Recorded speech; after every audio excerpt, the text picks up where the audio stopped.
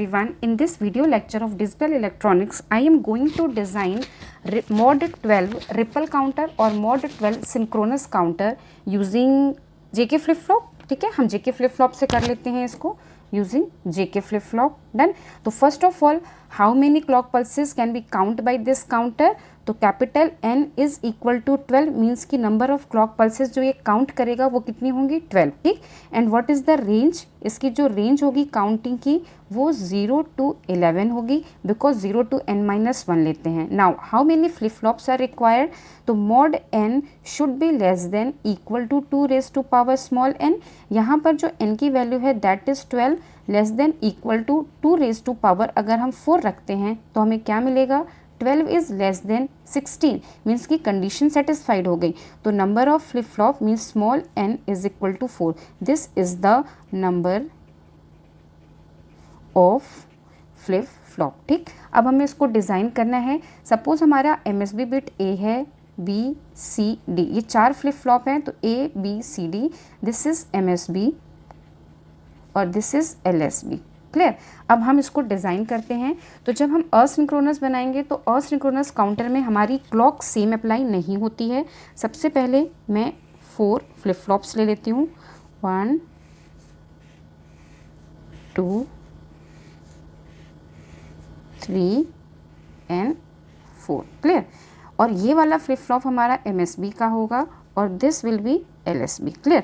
अगर ये हमारा MSB है और ये हमारा LSB है तो इसको हम क्या लिखेंगे JD KD QD QD बार. क्लियर. ये होगा JC KC QC QC बार. ये होगा JB KB QB QC बार. ठीक है. यहाँ होगा JA KA QA and QA bar. Clear.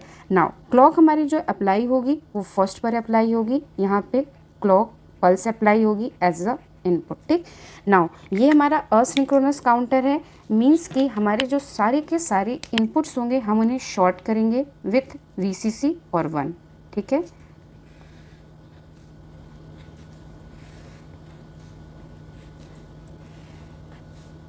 क्योंकि हमारी टॉगलिंग किस पे होती है JK फ्लिप फ्लॉप में व्हेन बोथ इनपुट इज 1. तो हमने इसको अप्लाई कनेक्ट किया किससे VCC प्लस VCC से या लॉजिक 1 पर. ठीक है.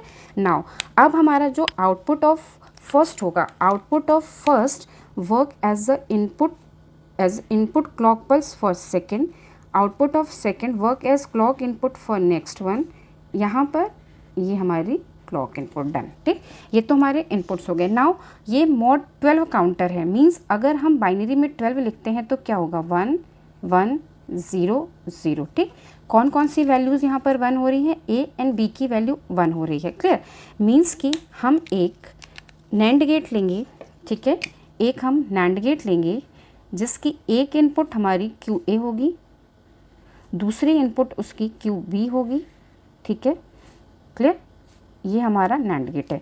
ये दोनों इनपुट्स अगर 1 होंगे तो नैंड गेट की आउटपुट क्या होगी 0. ठीक. और ये जो आउटपुट होगी this will be connected with the clear of all flip flop. Clear. ये हमारी कनेक्टेड होगी with the clear of all clock pulse. ठीक है. All flip flop, all flip flop के क्लियर से कनेक्टेड होगी. CLR बार CLR बार CLR बार CLR बार. जैसे ही ये 0 होगा सबको 0 मिलेगा. सबको 0 मिलेगा तो ये सारे के सारे फ्लिप फ्लॉप रीसेट हो जाएंगे. किस पर रीसेट हो जाएंगे 0 0 पर. ठीक है.